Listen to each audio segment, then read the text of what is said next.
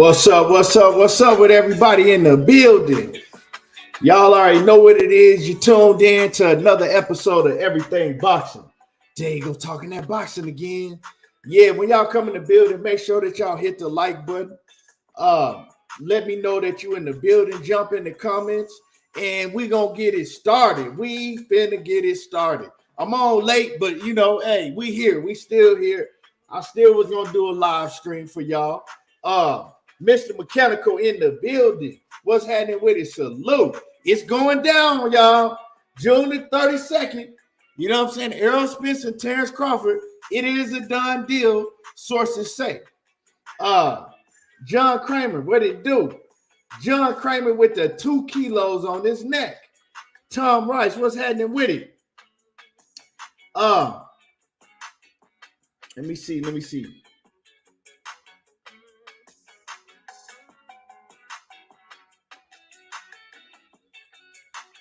Cy Young, what's happening with it? Light Skin Business. Jay Lee, the chosen one. Ketty Peach 504.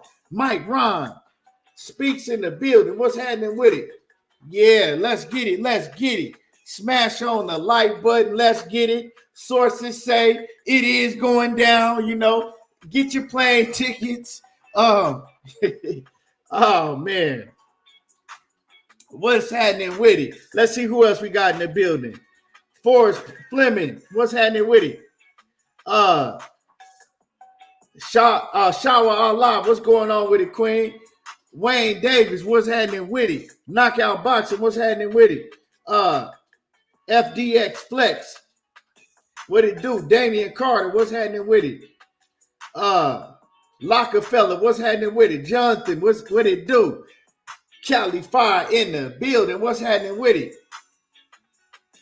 Yeah. So like I said, y'all smash the like button as you come in the building, because sources say it is a done deal. You can get your plane tickets and your hotel reservations ready,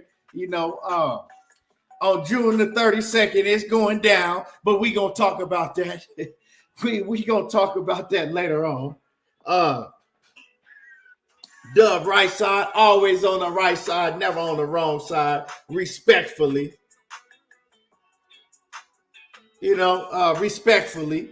You got to put the respectfully behind it. Yeah.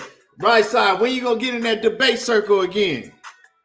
When you going to get in the debate circle again? But yeah, man, we had a solid weekend of fights. We had a solid weekend of fights. Man. I actually did my Knockout Boxing 86 TV last week, and I studied all these UK fighters that, otherwise I wouldn't know who they were. Like, I really put in work, and I studied for hours and hours. And, I don't know how you do it, Knockout.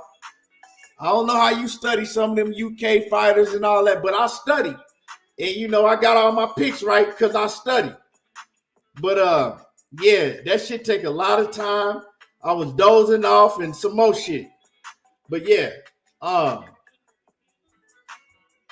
them UK fighters, man, you can't. I'm gonna give y'all some game, right? If you ever go on one of these betting sites and you see some of these UK fighters and you might see they might be a 20-1 favorite and shit, go study them. Because they'll fool you over there in the UK. Because they'll put 2 garbage-ass fighters against each other and then have one a negative 2,500. And then when you go look at them, both of them trash. Ain't now one of them never fought nobody. So, yeah, I know Knockout know what I'm talking about. Because, that's his lane right there. KG, what's happening with it? King Styles Productions, what it do? Coach Amber, what's going on with it, Queen? She says, trying to catch up on All Access after Mama's B-Day. Saw the bell and choose every time. She says, saw the bell and choose every time boxing. I did see the All Access with Gervonta Davis and Ryan Garcia.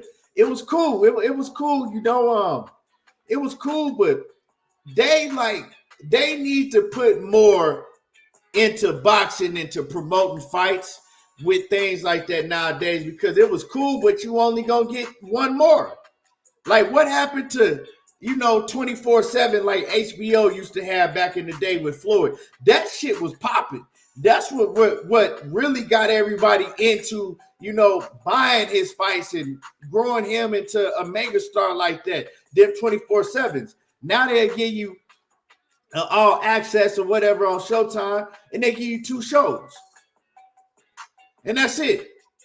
It's like, man, they need to put it all together and give the fans what they want. Like, fans love to see the inside, what's going on, the backstories about these fighters. And personally, that's why I think that, I don't know what happened with Fox, but Fox was big. When Fox was doing those fight camps and everything like that, you got to understand, everybody was able to watch it. Like, my pops used to call me. That's how my dad knows about the Charlo brothers from, the Fox fight camp. Well, Jermell Charlo. Well, both of the Charlo brothers was on there when Jermell Charlo was on the fight camp. And things like that is people that usually wouldn't even know about these fighters. Fox was giving, people that don't have Showtime and the premium channels, they was giving those people access to learn about the fighters. With the turnaround, a lot of people was paying for fights that they probably wouldn't have paid for. That's why Errol Spence got so big, because he was fighting on Fox. You know what I'm saying? He was fighting, doing his pay-per-views when he started doing pay-per-views on Fox, and you got to see the inside, fight camp and all the inside PBC, all of that, with Mikey Garcia and Sean Porter. That's why he was doing, big numbers for today. 320, 350,000, that's big pay-per-view numbers for today. Now you see Fox ain't in the running no more, and these pay-per-view numbers then dropped off. Why? Because the average fan that may not, be interested in buying the fight, most of the people don't have Showtime, And I was watching an interview on Twitter, right? And they was talking about what happened to boxing, And dude was kicking some real game, and I've been saying this, to myself, when you look at what happened to boxing. Boxing used to be like way, way, way up high on the ladder. Boxing, everybody watched boxing at one point. And why did they let the UFC come in and take over? Well, it's because they moved all of the boxing that you wanted to see to premium HBO and to premium Showtime. You know what I'm saying? So people that didn't have HBO and Showtime, they couldn't watch it. You know what I'm saying? Like, my pops is a perfect example. He was a huge boxing fan my whole life. And he stopped watching boxing because it's like, he didn't have Showtime. He didn't have HBO. Didn't nobody want to pay all that extra money for Showtime and HBO. And, they took the black boxes away. You couldn't have a black box before all this Fire Stick shit. An older audience, they don't know nothing about how to, work a Fire Stick and, put all that free shit on the Fire Stick. So everything that you wanted that went with boxing was either on HBO, Showtime, or pay-per-view. When all these other sports, you was getting to see it for free. The UFC, you was getting to see the UFC for free. Besides the big pay-per-views, but you were able to learn about the fighters to make you want to buy the pay-per-views. How were you going to learn about the boxers? You know what I'm saying? The fighters, every time they fought, they was on HBO or Showtime. You weren't paying that extra subscription for HBO Showtime. You didn't know who these fighters were, because they wasn't putting these fighters on free TV so you could learn about them. And then when they did have a pay-per-view, so you could want to buy the pay-per-view. And that's what Fox was doing for a minute. PBC on Fox. And now they don't have that no more. And like I said, I think the fight camps leading up to a pay-per-view, you was having that like at night, you know what I'm saying? Everybody was watching those fight camps. You don't have that no more. So I think, boxing got greedy, trying to make everybody pay for every fight, and you're still paying for it if it's on Showtime or HBO. Trying to make everybody pay for it and getting greedy and doing all that shit, it made the whole sport fall off. Coach Amber says, meant to say turned off catching up on all access when I got your notification. Oh, okay. Appreciate you, Queen. Yeah, but so back to all access. It's cool. All access is straight. You know what I'm talking about? And y'all do me a favor, and I know it's easy to forget, but y'all do me a favor and hit the like button. Smash on the like button for me. But all access is cool, it's entertaining, but you only getting 2 episodes. You know what I'm saying? And then those 2 episodes is on Showtime. How many people that have cable got Showtime? How many people watch Showtime in those channels like that? You know what I'm saying? But it's good that they did put it on YouTube I would say for the audience from like mid 40s down, they watch YouTube. But what about the older audience? They not on YouTube like that unless they really a part of YouTube. But boxing, man, they need to change boxing. They need to make a change, and so they can get the ball rolling again. They need to put these fights on free TV. Like, man, I'm watching like back in the day. You know what I'm saying? When boxing was pretty much the number 1 sport, all of the big name fighters, they was on free TV. They was on free TV. You was getting to see them build their whole careers, the Sugar Ray Leonards, the Marvin Haglers, the Roy Jones, the James Tonys, they was on free TV. You got to see them build their name on free TV. Now these fighters, they just come out the blue. The motherfucker be like, oh man, Jerron Ennis fight. Who? Who's that? Oh man, you ain't heard of Jerron? No, I ain't never heard of him. Why you ain't never heard of him? Because all his fights been on Showtime. So that's the downfall of boxing.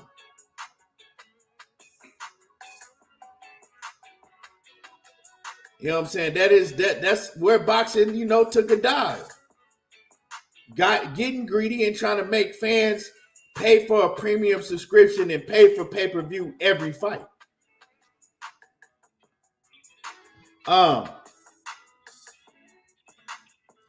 Coach Amber says, everything boxing. Did Showtime change their policy? Did they change it that you need a sub to order a pay-per-view? You need a subscription?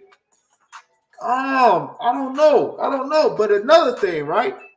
Another thing with that I have a problem with Showtime. You buy a pay-per-view, you can't pause it, and you can't even go back and watch the pay-per-view. You get one time to watch it. Once that motherfucker, and that's if you order it. I don't know about cable.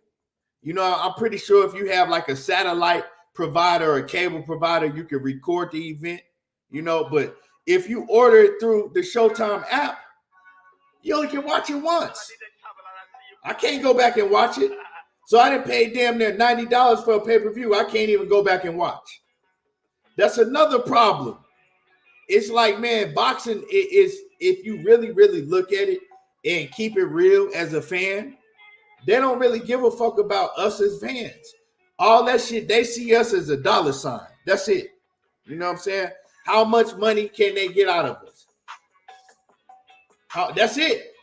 And I'm not knocking the Tank Davis and Ryan Garcia fight at all, because I like the fight. But do you think that they made that fight because? No, they made that fight because they like, okay, it's a dollar sign. We think we could make a lot of money off the fans with this fight. Why you think they put the ticket prices so high? It is what it is. Look, why do you think that UK boxing, right? Why do you think that boxing in the UK is huge? Like, think about it. Why do you think boxing in the UK is so big? It's because they cater to the fans.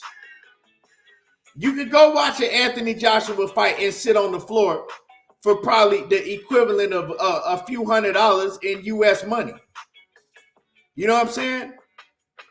You go to the US and you want to watch a fighter like Anthony Joshua or Wilder, like on that magnitude, you paying thousands and thousands of dollars to sit on the floor.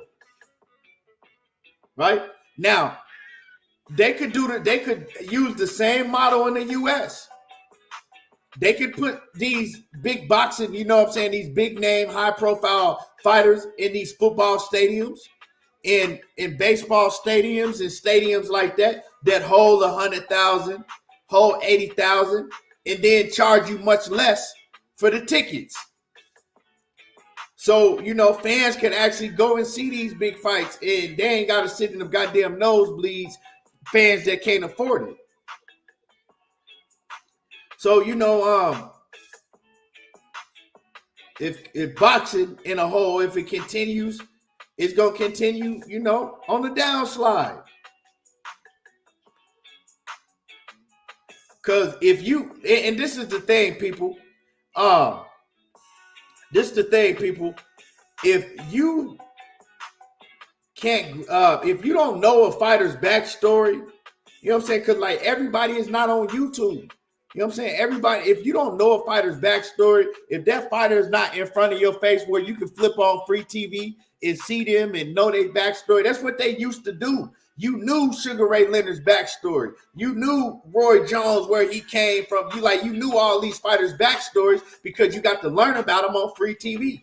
If you don't know about these fighters' backstories, a lot of people are like, well, shit, it's a good fight, but I'm streaming it. You know what I'm saying?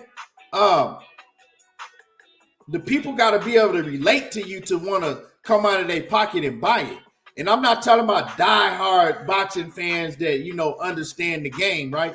I'm just saying, you know, the average people, they got to be able to, they might even like boxing. They might like boxing on a casual tip, but if they can't relate to you and know why they coming out of their pocket for $85, $90, they're not going to come out of their pocket if they got a choice to just pay for it and, you know, I mean, to watch it for free on a Fire Stick and steal it. That's what they're going to do. T Word says more fighters should do interviews on non-traditional platforms to get exposed. And that's another thing. These fighters, they don't do that. A lot of these fighters don't do that. You know what I'm saying? So very few fighters, like that's why you got to respect guys like David Benavidez, because he understands what he has to do to become the next big superstar like Canelo or something. You know what I'm saying? He understands. I got to let the fans get familiar with me. I got to, you know what I'm saying, let the fans hear my voice going on all these platforms so they can know my backstory, so they could relate to me. These fighters ain't doing that shit. Like, let's keep it 100. Let's keep it all the way 100, right? Errol Spence, man, could be a mega star. A mega star. You know? And I'm not knocking EJ. That's like I said, he's one of my favorite fighters, but let's keep it real. If Errol Spence did more interviews and got on play, he would be a mega star. You know, but they start getting money and then they get comfortable and they get stagnant. Like Errol Spence came out with a bang, right? First of all, he had the Floyd Mayweather sparring story that everybody was talking about. He also had Floyd Mayweather, right, putting him in the spotlight, putting his name out there, saying, look, this kid is a beast. You know, matter of fact, Sean Porter, Keith Thurman, anybody that won't smoke with him, I'll, you know what I'm saying, I'll relinquish my straps and put my straps on the line to fight this kid. Like, you know what I'm saying? Errol Spence was putting on for Floyd Mayweather was putting Errol Spence's name out there, putting on for him. Then he got to fight right after the Olympic Games with 6 million people watching him. So he was skyrocketing. Then he went over to UK and fought Kell Brook. He was skyrocketing, you know. But at some point you get stagnant. You know, he was also going and he was doing interviews on platforms like this. You know what I'm saying? He's pulling up doing interviews. He was doing interviews with Black Fight Fan and you know, different and Fred shit and different platforms. And so people, that's how he started getting big. But then all of a sudden you stop. You think that you got big enough, but you know, that's why that's what makes the difference from selling 300,000 pay-per-views to 500 to 600,000 to 700,000. It is what it is, man. Because these fighters are self-promoters. You don't have promotional companies going and doing the groundwork and the footwork like they used to, putting billboards up all over the cities and in states and, you know, doing different, like they're not doing all of that. So you have the ability to go on platforms like this and self-promote yourself. You have the ability to go on Instagram and Twitter and all that. You got it right at your fingertips. But these fighters, they start getting big-headed and think they too big for all of that. Oh, I'm big enough. See, that was the difference between Floyd. Floyd, it was never big enough for Floyd. You know what I'm saying? He was always looking at how to raise the ladder. You saw Floyd doing a lot of shit with, what was it, like Dante's Boxing Nation. Like, you got to go on YouTube when a lot of people weren't even watching YouTube. But you go on there and you can see Floyd doing interviews, Floyd in the camera. You feel me?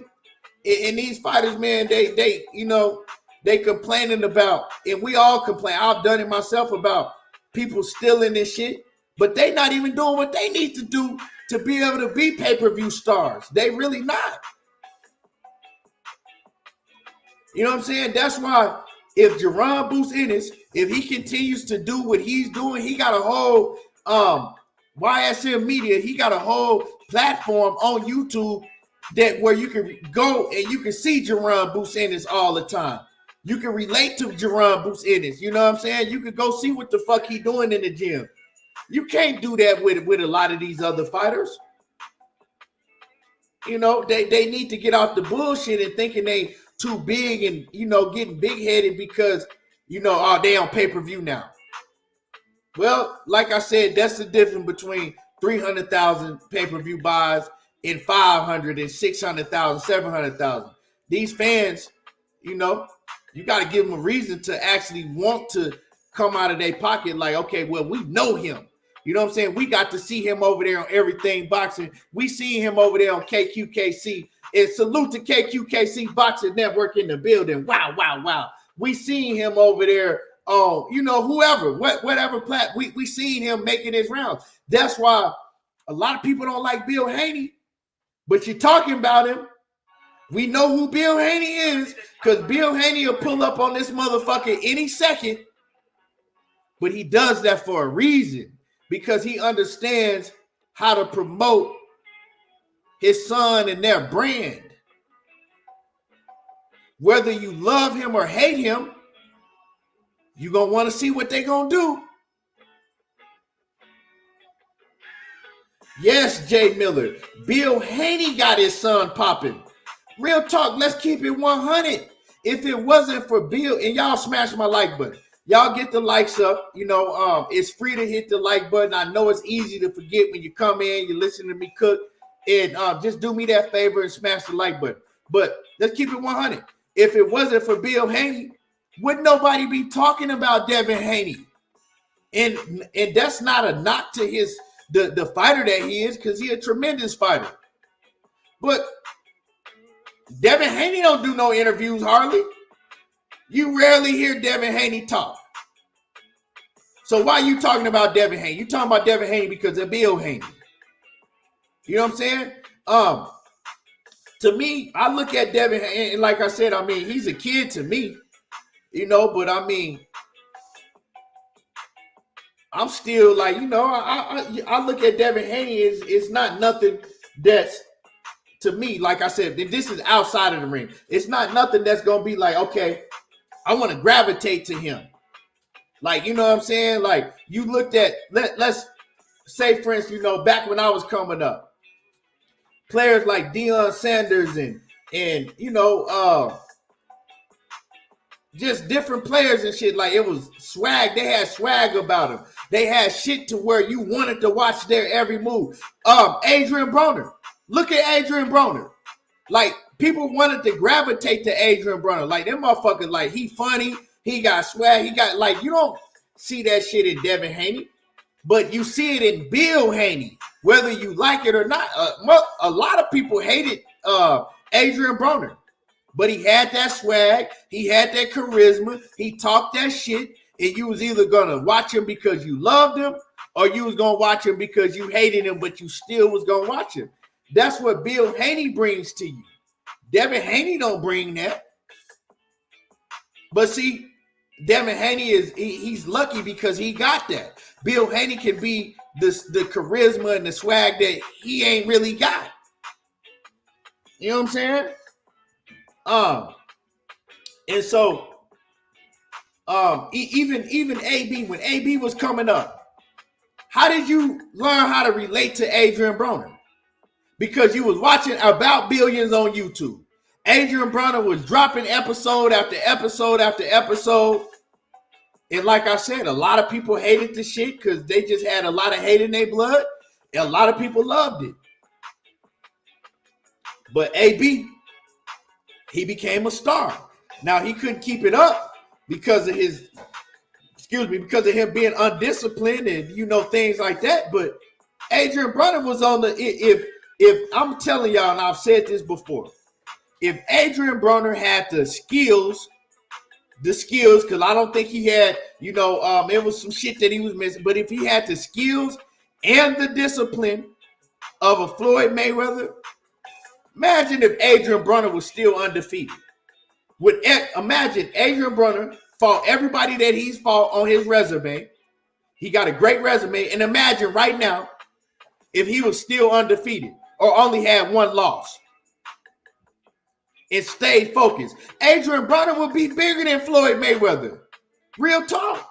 That's another thing we was missing. Didn't nobody come in and fill that Floyd Mayweather void when he retired? That's why he was still able to come in and out and play with the sport like as he felt. You feel me? Didn't nobody come in and didn't nobody have the all-around swagger? Like you, in order to be a mega superstar, you either need to stay in the camera and stay in the spotlight, and you have a platform to do it on YouTube. Several, on YouTube is where it's at. You either need to stay in the camera so people can relate to you, or you just got to have the full package when it came to charisma and everything. Diana, salute to you, Queen. Cassandra Mason is in the building. What's happening with it, Cassandra? Salute, Queen. So yeah, it's a lot of shit that's wrong with boxing. But if they continue down the path that they on, trying to make people pay for everything, you don't see no good fights on free TV. What shit? It ain't even no free TV no more for boxing. So yeah, it's like that's what happened. So and like Vince said, he says a lot of these dudes don't deserve the pay-per-view money, right? So if you got fans feeling like that because Vince probably can't relate. He don't know enough about these fighters, right, personally, to be able to relate to them, to make him want to come out of his pocket and pay to see him. So he like, okay, well, I just fuck them. I don't relate to them. They cool. I like to see them fight, but I'm gonna go ahead and scream it. So just is what it is. They did it to themselves. Smooth Groove straight from that Oak Cliff in the building. What's happening with it? Upper Echelon in the building. What's happening with it?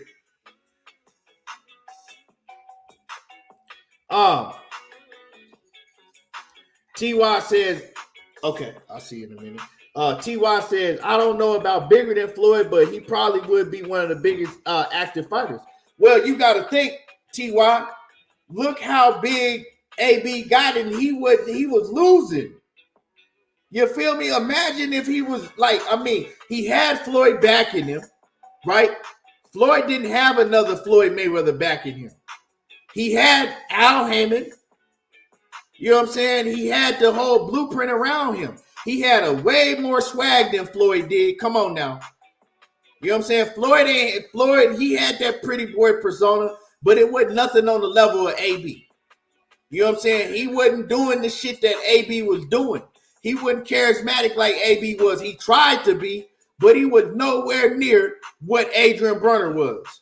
Floyd Mayweather wasn't when it came to the being charismatic and the swag and all of that shit. Like AB was on a whole nother level. So that's why I say that if he had stayed focused and was and had the skills to beat everybody that he was in the ring with, and he was a more excited fighter at that point in time. I ain't talking about when he after the Madonna, but he was a more exciting fighter. Yeah, he could have been bigger than Floyd.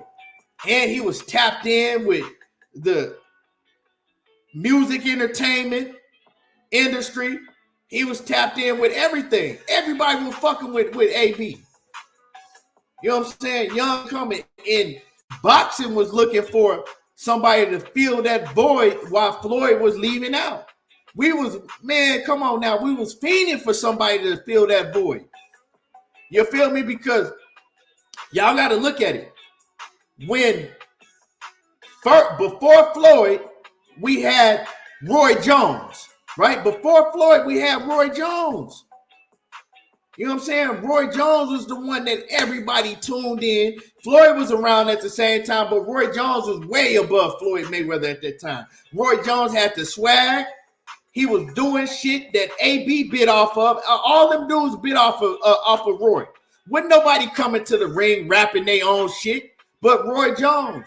Roy Jones, he brought a whole nother swag to boxing. You know what I'm saying? Coming to the ring with great performances. Dropping down from the goddamn rooftop with Method Man and Redman. Roy Jones did that shit, right? But when Roy Jones started to fade off and he was leaving, you know what I'm saying? People were looking for somebody else to fill that void, but you ain't really have to look long because you had Floyd. Floyd was already in the game and he just took it off from there. Then when Floyd was leaving the game, you was looking for somebody and everybody was pointing at AB. AB gonna be the one. AB is gonna be the one. We still don't got that. We still don't got that. You know what I'm saying? I think that probably Tank is the closest to it. I think Tank is the closest to it, but Tank ain't got no swag on their level. You know what I'm saying? He missing a lot of what they had. But he's the closest to it, but he's missing a lot of what Roy Jones and Mayweather had. He don't really got the charisma like that. You know what I'm saying? I think the younger generation, they can relate to him, but in some, certain areas. But yeah, man, AB was the one.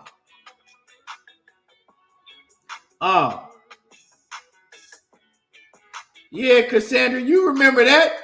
Ain't nobody to this day. Nobody, I'm going to tell y'all right now, and y'all smash my like button. If you're in the building, you haven't hit the like button, smash my like button. I'm going to tell y'all right now, to this day, it's two things in boxing that nobody has topped yet and probably will never top. When Roy Jones came down from that rooftop with Method Man and Redman and rocked the whole motherfucking arena, and with Adrian Broner, after he won that fight, got down on one knee and told his girlfriend, when she thought he was finna propose to her, told him, "Can you please brush my hair?" Ain't nobody topping that shit. Ain't nobody got the charisma to do shit like that in the game today. You know what I'm saying? We missing that. It's like, to me, we missing that in boxing. Real talk. These dudes, you know what I'm saying? A lot of these dudes is just, they can fight. A lot of these cats can fight, but come on now. They dry. They stale. They ain't got no type of motherfucking swag and charisma to them. They ain't finna make you laugh and put a like. Come on, man. That's a different element to the game. Like, look at T.O. and look at primetime Deion Sanders. They had that extra. They could play their ass off, but then they had that extra shit that they was doing that made you want to watch them, right? Who doing that in boxing? Who has that in boxing today? Don't nobody got it. That void is looking to still be filled. And Coach Amber, the only one coming through supporting the channel today. I appreciate you, Queen. She says the $10 hike felt like a slap. The $10 hike felt like a slap face as a fan. I planned on paying, but she says, but now are you juicing me? She said, are you now juicing me? I think that's what she meant to say. She says, I paid for David, no blink. And for this, come on. She said, okay. She's saying that she paid with the David Benavidez fight without a blink of an eye. But she says this, they hiking the price. She says, like, come on. I understand, but, like I said, people got mixed feelings about that, Amber. Some people, to me, it's like, okay, extra $5 or $10. It is what it is, I ain't really tripping on it. But I also do understand what you're saying. You know what I'm saying? Because because boxing, they should be doing a lot more for the fans. And then now it's like, okay, they trying to see how far they can go. If they can get $5 out of you, they gonna try to get $5. They can get 10, they can get 10. I understand how you feel because they trying to press the issue and see how far we gonna let them go. But I think on the other end, right? If you're a boxing fan, a huge boxing fan, I think it's important to buy this fight. You feel me? I think it's important to buy this fight just for the simple fact that if these numbers don't do well, right? Say these numbers don't do well, and then the executives go back and look, and you might have another fight where a fighter might be a PBC fighter and another fighter might be an ESPN fighter or whatever platform. They're going to say, well, they didn't pay for it last time, so we're not going to put the fight on. And it's as simple as that. These fighters don't have the control if two fighters want to fight, they can make it happen, right? If two fighters really want to fight, they can make it happen. But it's more to it than that. If the executives say, okay, y'all really want to fight, let's make it happen. But then, how much money do they want to fight for? When the executives say, okay, this is a cross-promotional platform, this is how many pay-per-views that we project y'all to do, so this is how much we're going to pay y'all. Now a lot of these niggas, once they get to seeing that price tag and then projections, now it's like, okay, yeah, we wanted to fight, but we really don't want to fight that bad. We'll go ahead and fight a motherfucking such and such that we know we can win against. That's what it is. But see, back in the day, right, you was able to pay Evander Holyfield and Mike Tyson and Oscar De La Hoya and Pernell. You was able to pay them the big bucks because people was paying for the pay-per-views. And you know why they were paying for the pay-per-views? Because they got to see them on free TV for years, and they got to watch them come up in the game, build up their career, and they got to relate to them. You was able to relate to Oscar De La Hoya because you seen him on free TV. Well, you know what I'm saying, people that relate to him, you was able to relate to Roy Jones. You got to see him coming up fighting on USA Boxing and things like that. So it's different now. But it is, important to buy. I'm not telling nobody what to do with their money, right? But it is important to buy these big fights when we get them, because if us as fans, they ain't gonna give them to us if they put them on and then we don't pay for it. You know what I'm saying? Yeah, Swat Jones. When that's how I started liking Deion Swat Jones. I mean, not Deion. T.O., you know, I hate everything that, like back then, I hated everything that the 49ers stood for. I didn't like Jerry Rice. I didn't like motherfucking Mervyn Hanks. I didn't like nothing. I didn't like, you know what I'm saying, Steve Young. I didn't like Joe Montana. I didn't like nothing to do with the San Francisco 49ers. And I hated Terrell Owens. But Terrell Owens, on that day, when he ran and stood on that star, right? And then he burnt motherfucking George Teague again and ran back and stood on that motherfucking star again and said, you know what? I did it again. I did it once. Y'all had a problem with it. I'm going to go back and stand on this motherfucking star again, and y'all can't stop me. And he was telling them, you can't stop me. Stop me and I'll stay out there. And they couldn't stop him.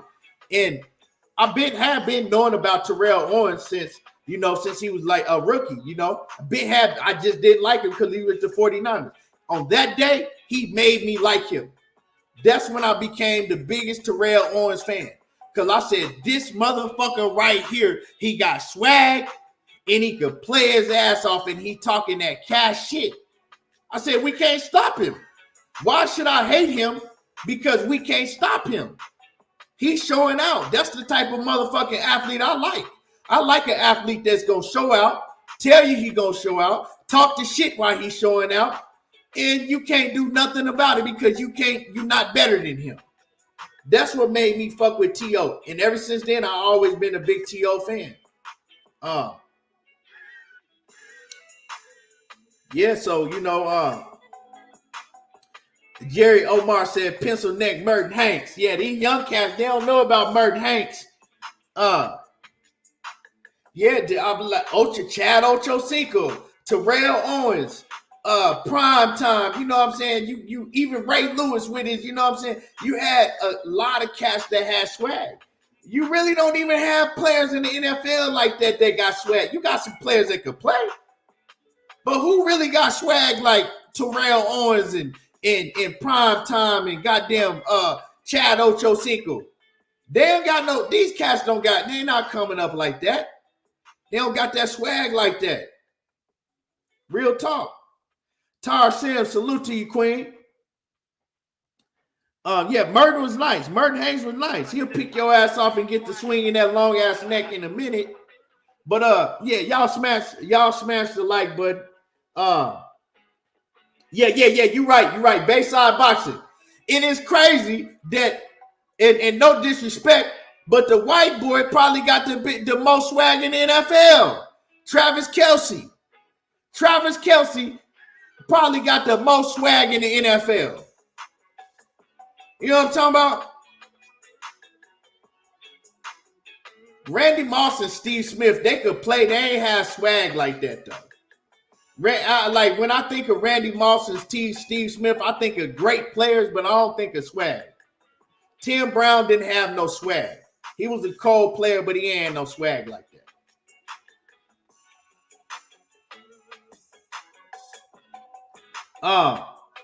But yeah, man. But anyway, moving along, right? Let's talk about Anthony Joshua, right? Anthony Joshua this weekend, and Anthony Joshua this weekend, right? AJ, man, I see that. Let me turn this down. I see that a lot of people, right? A lot of the UK fans, they turned on Anthony Joshua. The media, they shitted on Anthony Joshua this weekend. Like, the UK fans, man, they really shitted on Anthony Joshua. Not the fans. I don't really know too much about what the fans are saying, but it's not positive. But the media, the UK media was shitting on Joshua. Like, he couldn't even knock out this guy, Jermaine Franklin. First of all, right, and I see a lot of people, you know what I'm saying? I see a lot of people that's been shitting on Anthony Joshua, right? They saying he couldn't knock out, he didn't look good. He couldn't knock out Jermaine Franklin. The UK media was just trashing him, you know, saying that he's done and he couldn't even knock out this guy, Jermaine Franklin. First of all, I think that the UK was You know what I'm saying? They was very, very highly disrespectful to Jermaine Franklin. I got a chance to go study Jermaine Franklin. I didn't know too much about him. I went and studied him, watched a lot of his fights. And Jermaine Franklin is a solid fighter. I was able to see that before he fought Anthony Joshua, right? He's a solid fighter. He got a granite chin.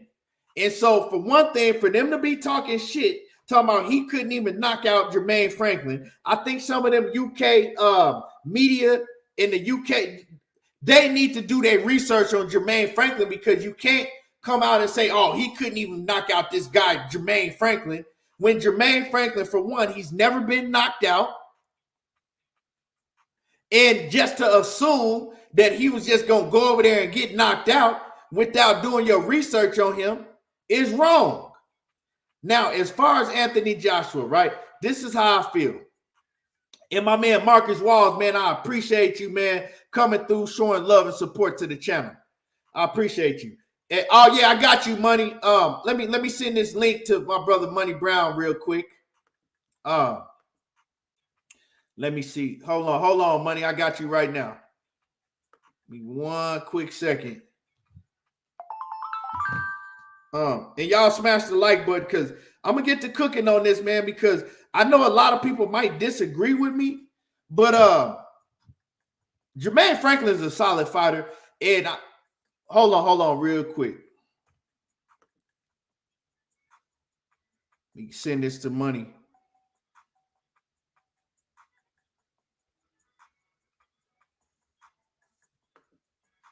Okay, I sent you the link, Money. So Jermaine Franklin, right? Solid fighter. Anthony Joshua. A lot of people saying, oh man, he looked this and he didn't look good and he's scary and he ain't got it in him no more. This is how I felt about the fight. This is my take on the fight. You got to understand, he was only able to train with Derrick James for like 10 weeks, right? It's way different from the things that he was working on with his other trainers. You know what I'm saying? He's 33 years old. Been fighting a long time. Everything that he had in his system before, right? Now he's trying to learn new things that, you know, that Derrick James is adding to his arsenal. Defense, and you know what I'm saying, how to parry punches, and you know, the jab, and just different things. And you could tell that Anthony Joshua, he was thinking, he was processing a lot of things that he had worked on. So, you know, in thinking and trying to process and do things that he had been working on in the gym, it's not all the way 100% down with him yet. He's trying to listen to Derrick James and do exactly what he had been working on, right? And it worked.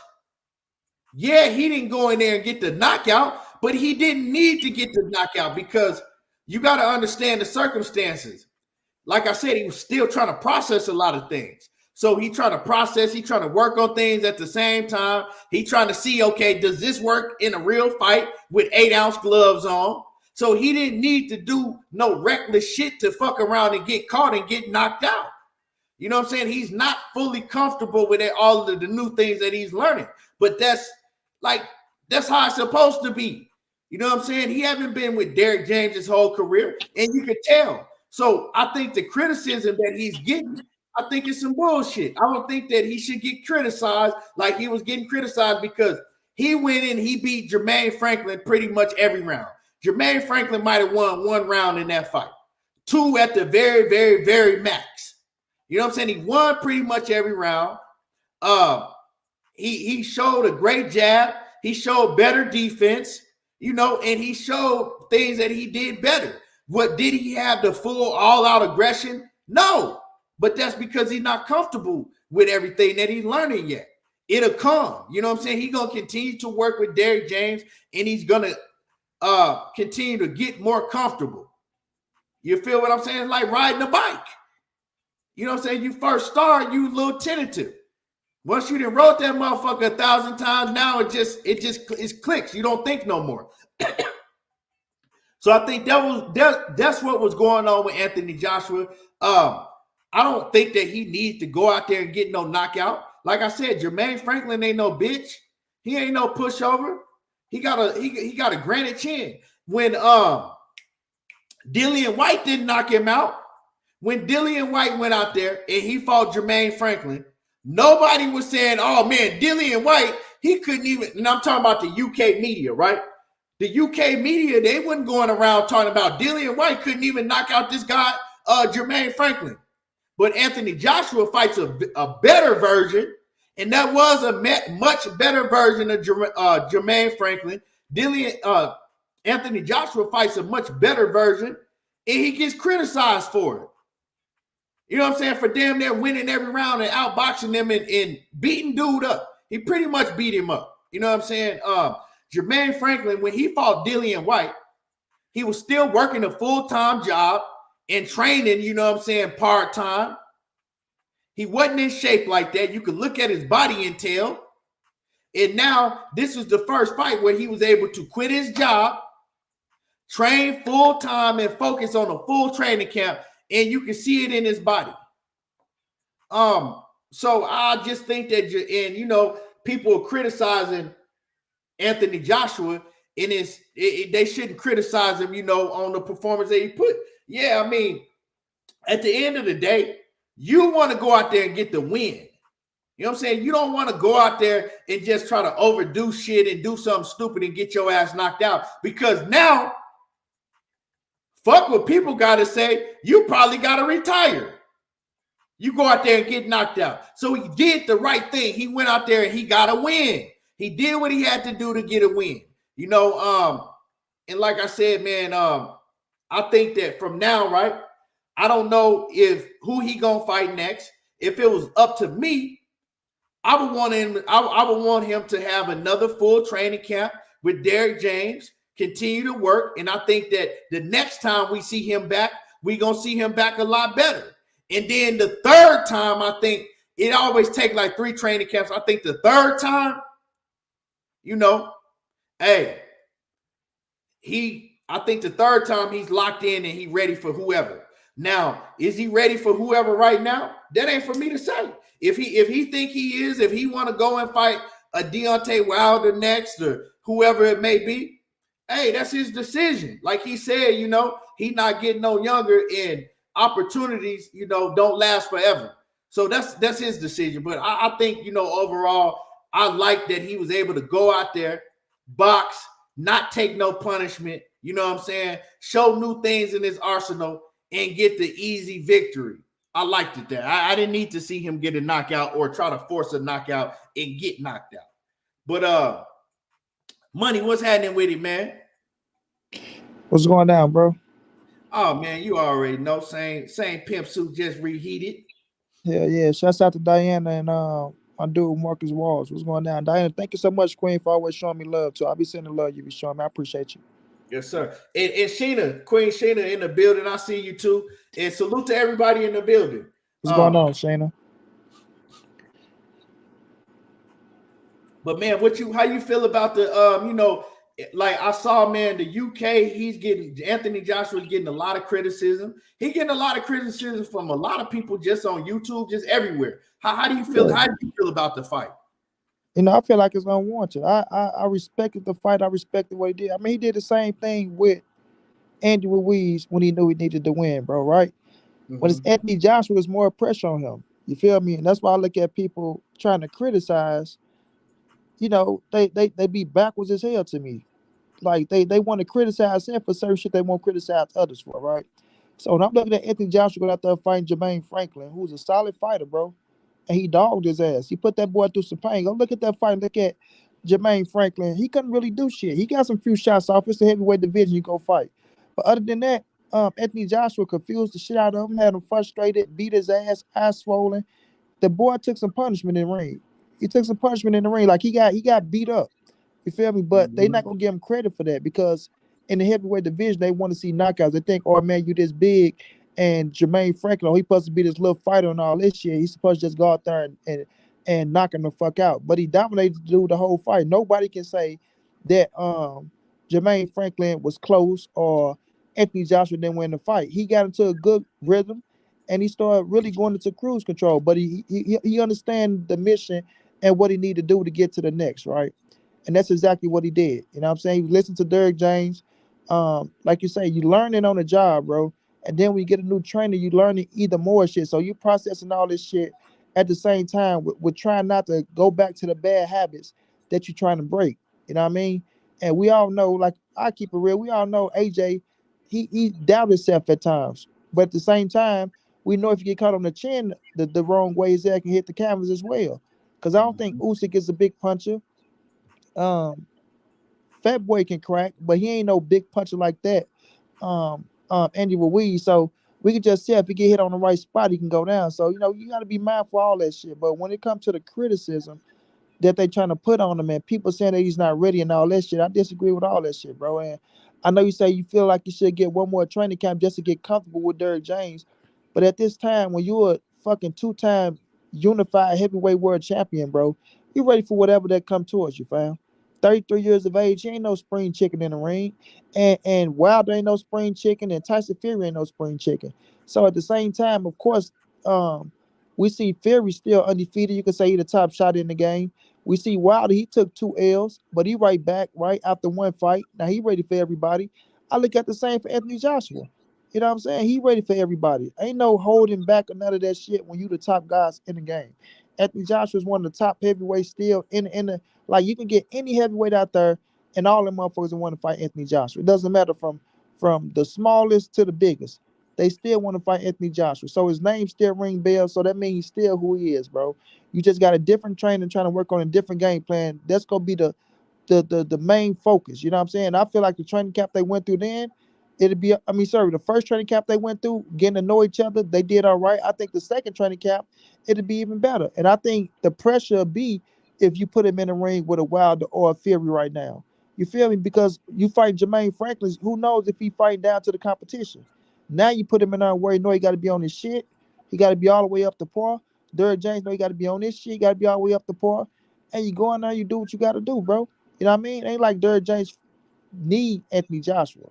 You know what I mean? No disrespect because he got so much over there. And not saying he just want him there to try to make a dollar off of him. But you get him in the ring with the top cats, it ups the ante, right? It ups the awareness, it ups the training camp. You got to be focused more. And now you're really going to war. Now you're really game planning. You know what I'm saying? So that's how I look at it, bro. I think if Tyson Fury answer the call, if you get the Tyson Fury call, you accept it. If the Deontay Wilder fight come, you accept it. You go right in there with the top cats, bro. You don't got to sit around and wait and say, "Oh, we need one more fight to get ready." As if you know what I'm saying, you just coming to the game. Nah, he know what's going on. He know what he got to do. So that's how I look at it. For the cats that's criticizing and saying all this word ass shit, do y'all want the best versus the best or not? Because 1 minute it can be somebody else they want the best versus the best, but now when it comes to Anthony Joshua, he's not mentally ready. He's not this. He's not that. All this word shit they saying. Bro, he went in there, he put himself back in the win column. Now it's time for him to get in there with the big shotters and give us the best versus the best. Win, lose, or draw. 33 years of age, bro. What he gonna sit around like, oh, we gonna get one more fight this year, then we coming next year? Nah, put his ass in there with the Furies and the Wilder, because you don't know what's gonna happen with them in the heavyweight division. Shit, they sometime and they don't know if they 1 foot in, 1 foot out. So at the end of the day, man, I just look at it as this the fight game, bro. This the type of shit that happen when you take losses. You switch trainers, you try to get better, and then you see what happens. Shit, if you the real deal, or if you supposed to be who you say you are, then either you'll come out on top, or you'll give us a good ass fight where we can say, okay, we understand it. So I don't want him to sit around and get one more fight with a Rudy Poo or somebody he's supposed to beat. Nah, put his ass right back in the fire and let's see what it really is. So I respect AJ, bro. Respect on the win, right? He did what he's supposed to do. Now it's time to turn the heat up on his ass. Yeah, man. I agree. Now Coach Amber, she said that she didn't like what he did afterwards. And I mean, I can understand that. She said, hold on, she says he got the W, but after is what I have an issue with, what he did after. Yeah, I don't know, like, you know what I'm saying? Like, I seen that. I don't know what be going through Anthony Joshua's head, you know what I'm saying? Sometimes like it was kind of like he said that they was talking shit throughout the whole fight to each other, like going back and forth. And he says, like, you know, he kind of like they was talking shit, and then it's kind of like he let him know afterwards, like, okay, well, that shit you was talking, like, we could really, you know what I'm saying, I'll beat your ass with these gloves off. Right. And Jermaine Franklin was like, I'll beat your ass with these gloves off. It's the same, but it's kind of like I think Anthony Joshua, he kind of initiated it because he kind of like punched dude in the back, like, you know what I'm saying, like, get the fuck on, like flicked him in the back of his head afterwards, and then that's when it started off. But you know, I think they was able to settle it. It wasn't nothing that big. You feel what I'm saying? They was able to settle it after that. But that's another thing where I say, like, I get what you're saying, Coach Amber. We got to stop acting like if you know the fight game and you love the fight game, you've been watching this shit for so long. Let's stop acting like this brand new shit. Like, let's stop acting like Anthony Joshua is the first person to, you know what I'm saying, do some shit after the fight that's over with. Maybe people don't like it, I get it, but you know, I ain't gonna say you, Coach Allen, but you know, other people, oh, he ain't mentally right in the head and all this other look, it's just the heat of the moment of these motherfucking fighters. They fighters. They talk, like you say, we talking shit now. When I whoop his ass, right? All right, get your little ass up out of here. Going back, you know what I mean? Like, come on, bro. You in my country, bro. Yeah, you in my country, man. So it's like, bro, it ain't like that shit ain't nothing to me, man. Hey, when he hit that, when he hit that nigga with that motherfucking stiff arm joint in the back of the head, that shit, he just gone. Right. Hey, the back of the head. I ain't gonna lie, that shit was funny. It was uncalled for, but it was funny though. You know what I'm saying? It was funny because I'm like, man, he gave that nigga that man, gone, man, get your ass on now. You yeah, it's the heat of the moment. I don't know, you know, like I don't know what they were saying to each other. So obviously, you know, with Anthony Joshua, the shit that they was talking inside of the ring, you know, AJ still had that shit on his mind. But you know, like Amber said, they had 12 rounds to fight. It wasn't nothing serious, but it could have been serious. You know, at that point in time, once the fight is over, it ain't like they had bad blood, you know what I'm saying, in the build-up, like Caleb Plant and David Benavidez. But at that point, you know, give your congratulations, you know what I'm saying, and you know, go on about your business. I don't think all that was needed, but I'm not tripping over it. I just don't think it was needed. You know what I'm saying? It's the fight game, baby. You can't be too sensitive about certain shit. They'll talk it out. So it ain't no worse than Caleb playing like he doing third on motherfucking on that boy, because even they act like they cool when they shaking hands and everything over and still go right back to talking shit about each other. So it ain't like something happened where you threw a motherfucker out the ring or you swung off on him with no gloves on, or what's my man name, Keith, that he went to jail? He killed Max Kellerman, brother. Oh, yeah, it ain't man, like, I don't know his name. I know what you're talking now if about. he did some shit like that, I get what you're saying, you know what I mean? But you know what I mean? I seen worse. I seen way worse. So, but I mean, I get what she's saying also, because it can escalate to work. Because you know, hey, it could, if Jermaine Franklin had it turned around and swung on Anthony Joshua, then it would have been a huge melee in the ring. And at that point, he had every right to turn around and swing on him. Motherfucker mushed me in the back of my head. We got to go at it.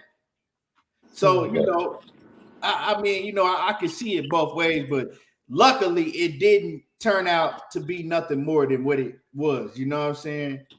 Luckily it didn't get out of control. And so, you know, I mean, but he do gotta check his temper, you know. He gotta check that shit at the door. Coach Amber says, has Coach DJ had to restrain Charlo? Hell yeah. I don't know. But you know, I mean, AJ, they trying to act like that he's done. He needs to retire. He ain't dead yet. He's still in it. He ain't done yet. You know what I'm talking about? AJ is not done. He's still learning, and he still can get better. You know what I'm saying? He continued to work with Derrick James. He's not old. You know what I'm saying? He's only 33. Wilder 37. Yeah, like, let's keep it 100, right? And Wilder's my favorite fighter, but let's keep it 100. Everybody saw Wilder training with goddamn what's his name? Malik. You got a lot of noise in the background. Yeah, Yeah, everybody saw Wilder training with Malik Scott, right? A lot of people was like, "Oh man, Malik Scott, he gonna be real good for Wilder. He gonna do this and he gonna do that and he gonna do this, man. We love him with Malik Scott, and he in his late 30s. Anthony Joshua way younger, and now all of a sudden he can't, you know what I'm saying? He can't get no better. So how is Wilder able to get better and he's a lot older, but then motherfucking AJ can't get better with Derrick James? Like, come on, you know what I'm saying? Y'all was, oh man, Wilder gonna do this, and Wilder, I liked Wilder with Malik Scott. Now, did we see anything too much of a difference? Not really, you know what I'm saying? I didn't see, not really. But, you know, I think that AJ, man, if he really want to and he lock in with Derrick James and continue to train with him, he can improve on some things. You know what I'm saying? He can, and the thing is, boxing is mental. You know what I'm saying? Once he builds his confidence back up to where it was before, you know what I'm saying? He's subject to do anything. You know what I'm saying? I'm not finna count him out and say he's done and all that bullshit. I think he's cool. You know what I'm saying? He's subject to do anything. Reggie Owens, what's happening with it, man? Hey, Reggie Owens, fun. Hey, man, Reggie Owens is motherfucking must-see TV, real talk. Reggie Owens is funny in the, man, that's must-see TV right there. For real. Reggie, how was your run? How many miles did you do? Bro. What the nigga say? How was your run? How many miles did you do? Blue. How many miles did you do? Blue. How many miles did you do? Blue. Hey, she slammed that motherfucker door in his ass like, I told your stupid ass to stay off this goddamn internet, lying about my goddamn money, lying about my motherfucking properties that I own. You know what I'm saying? I told you to stop coming on this goddamn internet lying about all my shit. Now I catch you in the goddamn closet hiding, lying again. Talking about a run. Talking about a fucking run. I'm about to run to the goddamn motherfucking divorce office and get rid of your goddamn monkey ass. That's what I'm gonna run to. Oh shit, man. Cause I'll be like, bruh, do she be hearing the shit that Fred be saying? I know she don't be hearing all these lies this nigga on there telling this shit. Oh shit, man. Something wrong with it. Fred got some serious issues for real. Man, but Reggie Owens is funny as, man. Reggie Owens, bro. I be, nigga, me and Gina was in here. Gina was crying, laughing, watching that shit, dog. Everything, we kept on rewinding that door slam. Bam! Hey, and you look at him and you know he was shocked that she walked in that closet. See, he didn't know she had came home. He was in there, man, doing that live. He was telling all them fucking lies, talking all that dumb shit he be talking. She walked in, nigga, right on his ass. How's your run? Hey, she shut that mother, slammed that motherfucking bitch hard as hell. Like, motherfucker, my run. Oh, shit. God damn. That's classic right there. That's classic material right there. Mr. Mechanical say she at work while Fred capping. Real talk. You know she don't watch none of his shit because she like, I didn't heard him in there. I've been in the living room, heard his ass lying all the time. You know she don't pay attention to none of his shit. She don't watch nothing he do. She disgusted at that nigga. Like, man, I'm so sick of this motherfucker. For hey, like for real. Let's keep it 100 and I'm gonna move on. If Fred discussed, if like we just sick of Fred, you know what I'm saying? We on the internet. You know what I'm saying? I don't even watch his shit. I just see the titles pop up. That motherfucker make me want to choke his ass out, right? Imagine what she go through having to live with that nigga. Imagine what she go through having to live with him. If we discussed it at the nigga, if we on the internet, we ain't even got to have physical contact with him. Imagine what she going through. Man, for real. Boy, that motherfucker, that boy. I mean, I'm Frederick Hawthorne, and you know, I own 16's apartment, and I'm owning me some meters, dog. And you know, I can't even get his ass right now. But boy, we got something for his ass though. No worries. Oh shit, man. But yeah, y'all smash the like button. Y'all smash the like button. We gonna move on, okay? Anthony Joshua, like I said, man, I'm looking forward to see what he do. I'm not counting him out. He ain't done. He ain't done. It ain't over till it's over. But we gonna move on. Y'all smash on the like button. And salute to everybody that came in the building. And so let's check this out, right? If y'all didn't know, sources told me, right? Sources say that Errol Spence and Terrence Crawford is now a done deal. So y'all can book your tickets. Y'all can book your hotels, all of that. It's done. It's going down on June the 32nd. It's going down. June the 32nd is the date. You know what I'm saying? It is the date. And that same day, on June the 32nd, not only is Errol Spence fighting Terrence Crawford, he's also fighting Keith Thurman. Yes, he's fighting Keith Thurman also. So he'll be fighting Terrence Crawford, right? Earlier that day on June the 2nd. And then later on that night, he's going to be fighting Keith Thurman. Now, if y'all want to know why he's fighting Keith Thurman second, is because, Keith Thurman, he has some family issues that he has to take care of because Keith Thurman just had a newborn baby. And the sources told me that Keith Thurman won't be available to fight that morning, right? He won't be available to fight that morning because he has to wait till his baby falls asleep. So later that night, when Keith Thurman's newborn child is asleep, right, then he'll be fighting Keith Thurman. So yeah, everybody tune in. I believe it's going to be on Showtime pay-per-view, right? I'm not sure what location. I'm hearing sources have told me, right? I talked to several sources behind the scene, and they also told me that they are looking to, right? They talking to Al Davis, and they looking to have these fights take place in, the Raiders Stadium. So yeah, and they actually looking for the prices to be, they're not gonna make the prices outrageous because they want all the fans to be able to attend on June the 32nd. So yeah, man, this some big news, and like I said, my sources the sources that told me, they've never been wrong before, people. The sources that told me they've never been wrong before.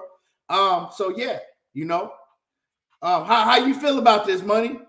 Well, shit, my sources said June 33rd. So, Man, I see, think this we're at that point. huh? I had June 33rd marked on my calendar. I was gonna tell everybody else to mark it, but we just have to wait and see, man. But I do like the double fight night. You feel me? EJ gonna show people that he's a different animal. We gonna start a new trend in boxing. You just don't fight one superstar, you fight two superstars tonight. You feel me? So I think what's better than getting one check? Two checks. Shit, you know what I'm Yeah, saying? I So mean, Derrick James, I think he gonna train him for a southpaw and orthodox. And if anybody can do it, it's EJ.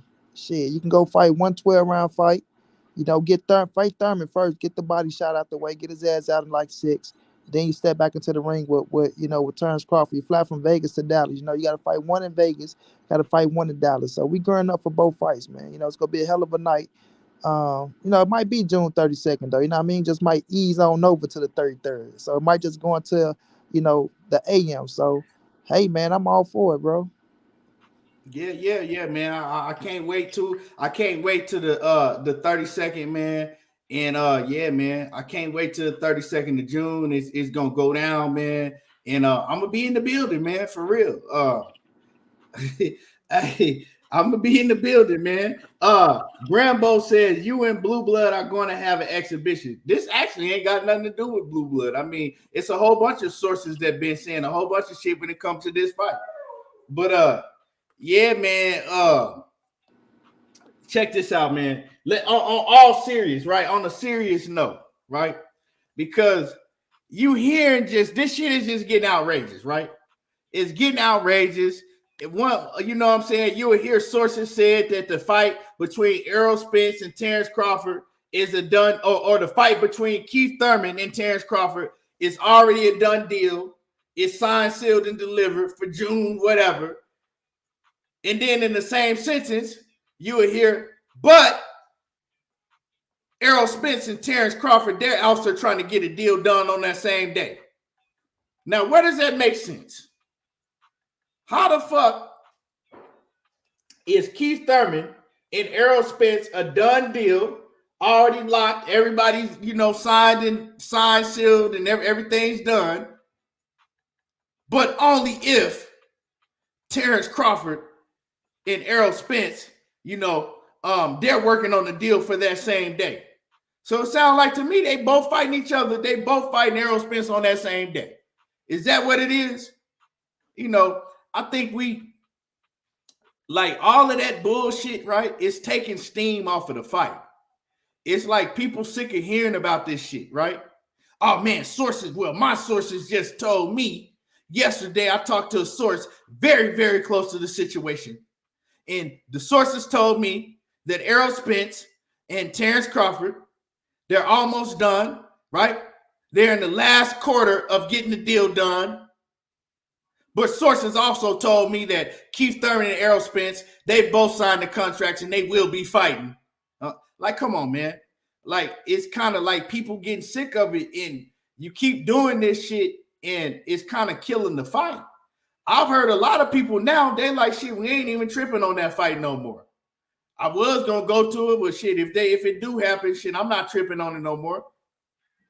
It's like really took a lot of luster out of the fight because you can't continue to pump fake people.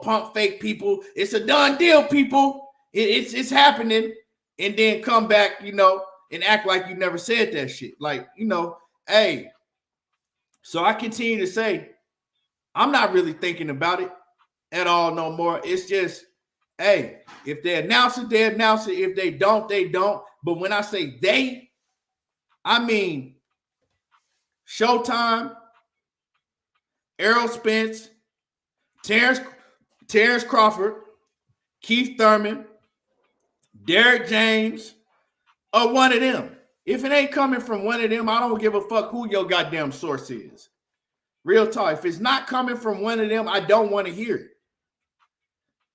We'll hear about it if it go down. But with that being said, we know that EJ is coming back. God willing and nothing happens, he's coming back in June.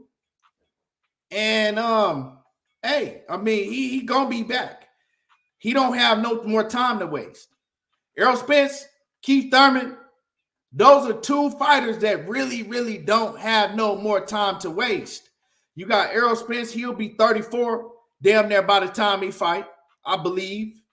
Right? By the time he fight, he'll be 34 or getting ready to turn 34. Keith Thurman, shit, he'll be 35, 36. And they don't have no more time to waste. Like, to me. And no slight, no shade to them, because I fuck with, I fuck with them both. I fuck with EJ. Everybody know I fuck with EJ heavy, but no shade. But a lot of his prime, like these, I would say from like 27 to 34 is usually, or 33. That's like your prime years. The clock is ticking. You can't continue to sit around no more, and because you're not getting no younger. Wait on Terence Crawford or wait on nobody. Errol Spence got to get the ball rolling, and I'm talking about he got to get the ball rolling ASAP. All right, he to me, he can't even afford to just fight in June and then don't fight again until 2024. He need to get 2 fights in this year for sure. Real talk. You can't be 34 and then you barely even got 30 fights. You know what I'm saying? He need to get the ball rolling like ASAP. Because he's still looking at 154. You know what I'm saying? Let's keep it 100. Errol Spence is still looking at going to 154 pounds and dominating. You can't go to 154 pounds 34, 35 years old. And I'm not saying what he can and what he can't do, but 9 times out of 10, a fighter cannot go to 154 pounds, 34, 35 years old, and expect to dominate in the new weight division when you get up there in the age like that. Now, I'm not saying that he can't do it, but what I am saying is that he don't got a lot of time. Like by this time now, if EJ had stayed on track, and I know he had the injuries and things like that, but if he had stayed on track by this time now, we probably would have already been talking about him probably fighting and beating Canelo Alvarez, or at least fighting Canelo Alvarez. You know what I'm saying? That's what he had his sights set on years ago. By this time, he saw himself up there, you know, at middleweight. Now, I don't think that we're going to see that. Upper echelon, it's not up to you or me to say how old Errol is. You can't sit up here and say that Errol is good until he's 38, bro. You don't even know if Errol want to fight until he's 38. Like, you can't say that for him. You know what I'm saying? Everybody is not B-Hop.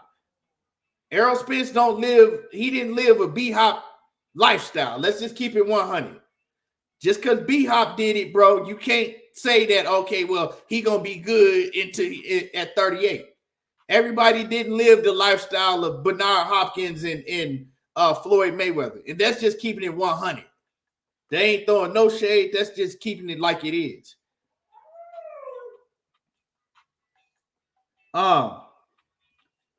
Coach Amber says he would have been at 154 if it wasn't for crawfish, pumping brakes, prolonging between accidents. Yeah, you know what I'm saying? But you can't blame everything that went on Terrence Crawford. You know what I'm saying? You can't blame everything that went on Terrence Crawford. And he has had some unfortunate things happen, you know. But like I said, now it's time to get the ball rolling. Like, it's time to get the ball rolling. Like, he can't afford to sit around and continue to fight once every 15, 16 months. You know what I'm saying? From June to whenever he have his fight in June, from then on, he needs to get the ball rolling. He needs to get on some goddamn, you know, I'm fighting 3 times a year and no less. You feel me? I'm fighting 3. I'm no longer sitting around and waiting to fight once a year, once every 15 months. I'm fighting 3 times a year and no less. If he want to, you know, this last part of his career, if he want to go out and dominate fashion and be able to move up to several different divisions, he got to get the ball rolling. Real talk. He got to get the ball rolling and rolling fast. You know, Dank Father says he should have been going towards middleweight at this point. By this time, we in 2023. He should, and that's what he had his aspirations set on. Because remember, he was talking about fighting Canelo Alvarez way back. That fight should have been and happened. And now that's a fight that can't take place no more, right? Because now Canelo is at 168, you still at 147, and that's just too high of a jump. You can't get back what you missed, but you can speed the ball up, and you can, you know, have you speed it up and get to the money. Real talk. Okay, Ultraman says, I agree, EJ needs to stay busy, key and money. And salute to Ultraman. You said, let me see if I missed something else. And Ultraman also says, I still want the fight. I'm rooting for EJ. Yeah, you know, I mean, bro, as far as the Terrence Crawford and Errol Spence fight, right? It's like this. I want the fight still, but I'm not slobbering at the mouth for that fight like I was at one point in time. Real talk. I'm not losing sleep over that fight happening no more. It's kind of like a lot of the luster has been taken out of that fight. And I think I'm not the only one that feel that way. And now it's kind of like they let other fights, we getting other big fights in boxing. They let other fights surpass them. And I'm not going to say them because me personally, I think it was because of Terrence Crawford bullshit.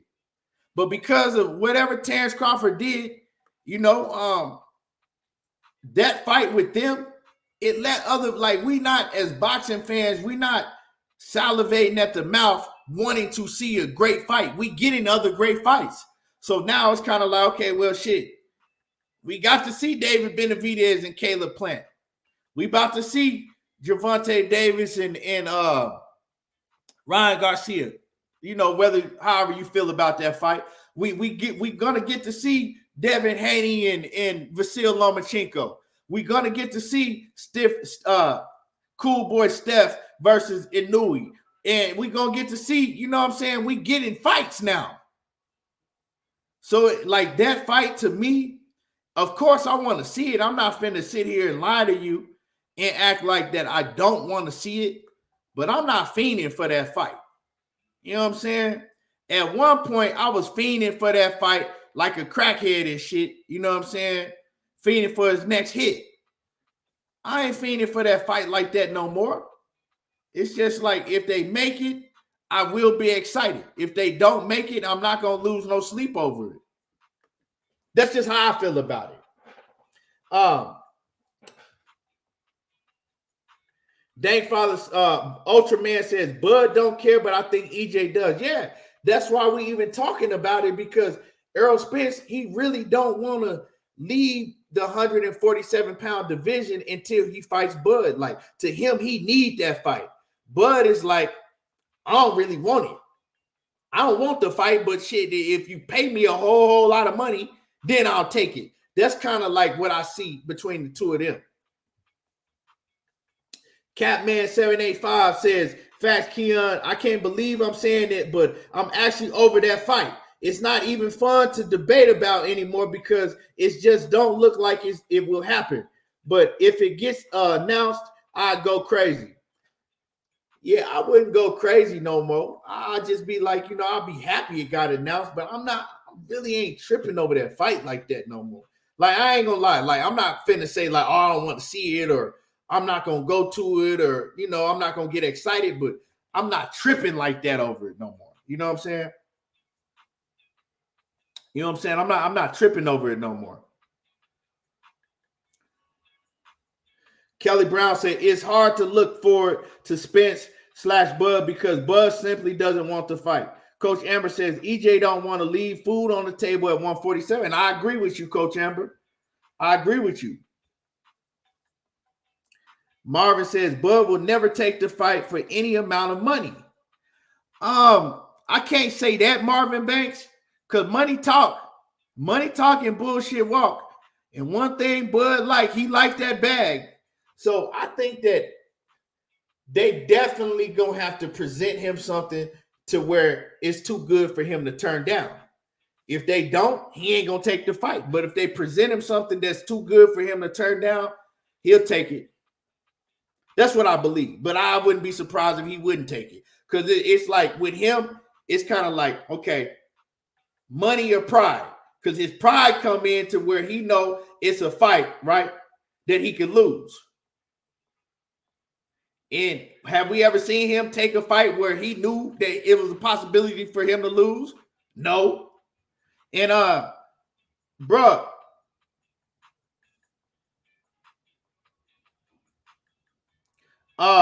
Knockout says all Crawford's fault. I blame him for lack of enthusiasm for this fight. Oh yeah, definitely. I agree.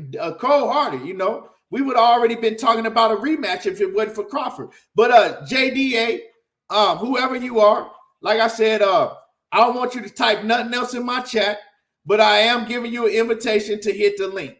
So all you got to do is type yes or no. Don't type nothing else in the chat, but you can hit the link and you can get up here on this platform and you can say what you got to say. So you saying that we groupies and Spence is the one that's been ducking. Okay, come up here and we can have a debate right now. You know what I'm saying? We can get a people a debate right now. You can come up here. We can have a debate and you get a chance to prove what you're saying with facts. So like I said, Don't time him out. Don't block him. Don't do none of that shit. Let me make sure there ain't nobody timed him out. So, yeah, that's it. I mean, simple as that. Ain't even no need to talk no more. Save your motherfucking your keyboard or your phone, whatever you typing on. You get up here and yeah, we can have a debate about it.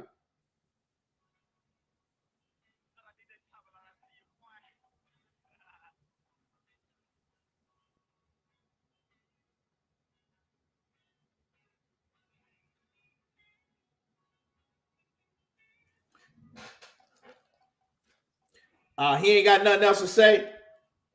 Okay. Now, if he type anything else and it ain't, if he type anything else and it's not the word yes or no, block his ass. But anyway,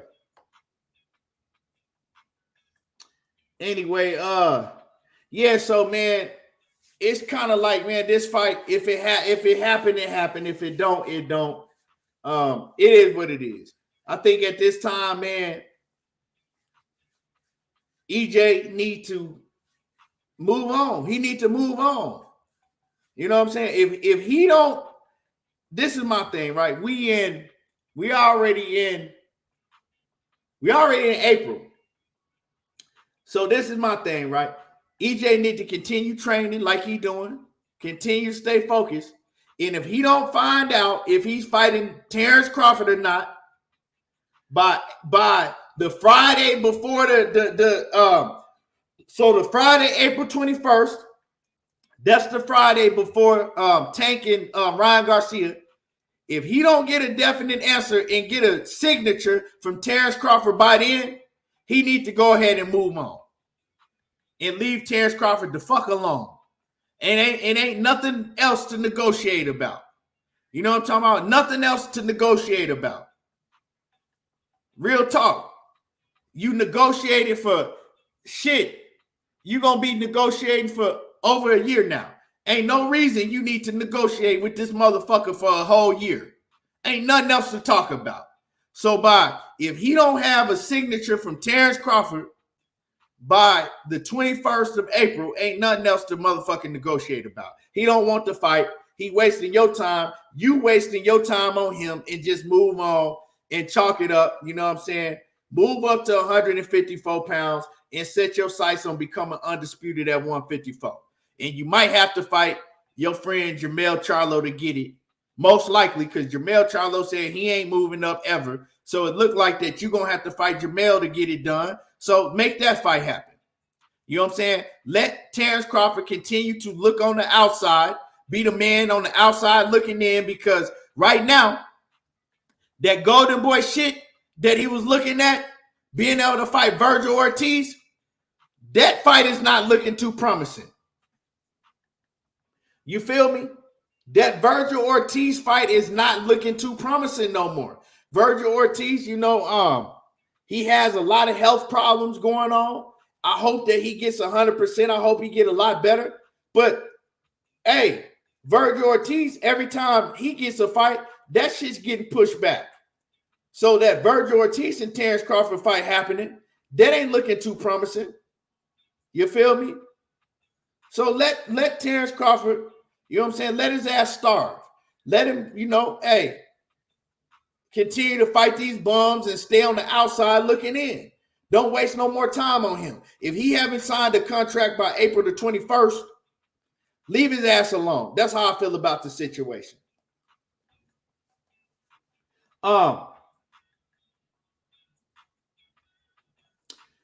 Ronaldo Mitchell says, honestly, I think that we'll only see Spence in the big fights moving forward. He'll probably fight Charlo and then go after Canelo. I wouldn't, you know, I don't know, man. I don't know about the Canelo situation, because like I said earlier, man, it's kind of like with the inactivity and all the things that's happened in his career, the Canelo fight is getting further and further from him, because he's still at 147, Canelo at 168. You know, that's a lot of weight. You know what I'm saying? And Errol Spence ain't the fighter that's just going to go in there and fight somebody just for the money. He want to go in there. He want to be able to really win. Because Canelo, you know how Canelo is, man. Canelo, at this point in time, I think that when Canelo and Errol Spence was initially talking about fighting each other, right? Errol Spence was on the rise. Errol Spence was that dude over on the PBC, him and Wilder. Like, his name was huge. And I think that they anticipated for Errol Spence by this time, his name to be way, way, way bigger than what it is.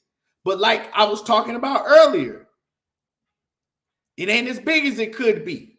Now you letting guys like Gervonta Davis pass you. Tank Davis' name is bigger than Errol Spence's now. Tank Davis is a bigger known fighter than Errol Spence now. It is what it is. You know, we know this shit a popularity contest. EJ, he stayed out of the limelight too long.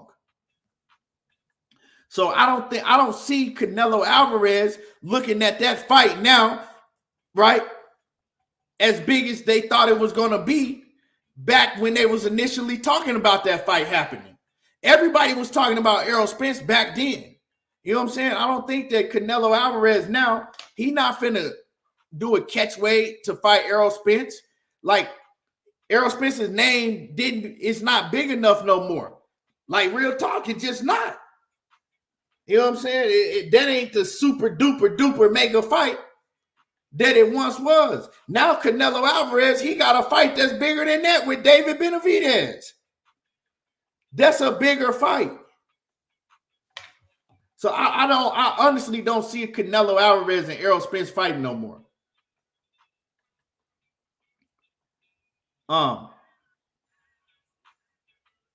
But Spence versus Charlo, that's a big fight because it got a storyline behind it. Coach Amber says, as a fan, when it comes to EJ and Bud, please don't serve me reheated filet mignon. She said, please don't serve me reheated filet mignon. Right. I feel you.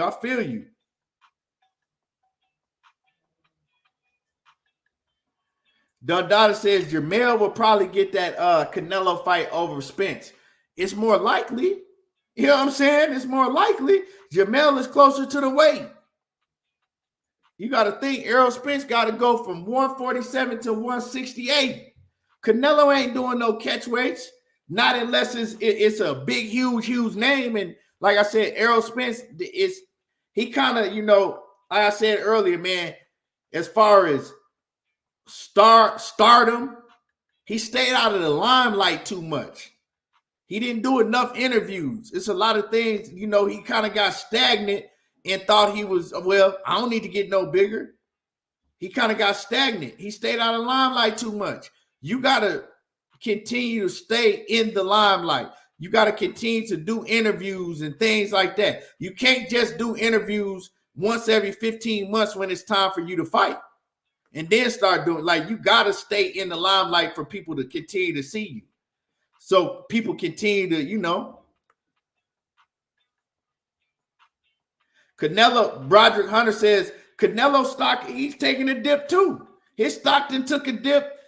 But like I said, with Tank, man, ain't no way that Tank, the momentum that Errol Spence had, even after everybody in the world talking about him coming off that car wreck and everything, with this, everybody in the world at one point talking about Terrence Crawford and him. Like, it ain't no way that he should have been able to let Gervonta Davis come and surpass him. Real talk.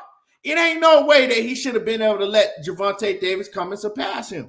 But it ain't nothing about who he is as a fighter inside that ring. But it's like you got to continue to build your you got to continue to build yourself and do more in the media and let people see more of you. It's a whole lot of people that I got asking me about Gervonta Davis and Ryan Garcia that don't know who Errol Spence is, that don't know who Terrence Crawford is, but they know who Gervonta Davis is and Ryan Garcia. Why is that? But anyway, I'm just keeping it real, But anyway, y'all smash the like button. You know, we've been on here for an hour and 40 minutes, man. I appreciate everybody that, you know, joined in, that commented and everything. And so, yeah, great show. Great show. Big Dose, what's happening with it? Yeah, you got to continue to build your brand. Real talk, Big Dose. You cannot get stagnant. You are your own promoter. These promoters are not promoting you.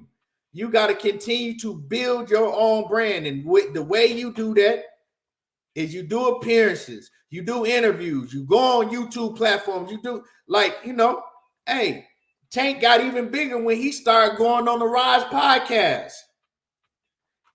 Is things that they look at is a waste of time for them, but that shit that they might look at and think, oh, I'm bigger than that. You're not, because it's the people that you still gotta relate to and deal with. These same people that you think that you don't need to go and do no interviews and that, those are the same people that you gonna want buying your pay-per-views.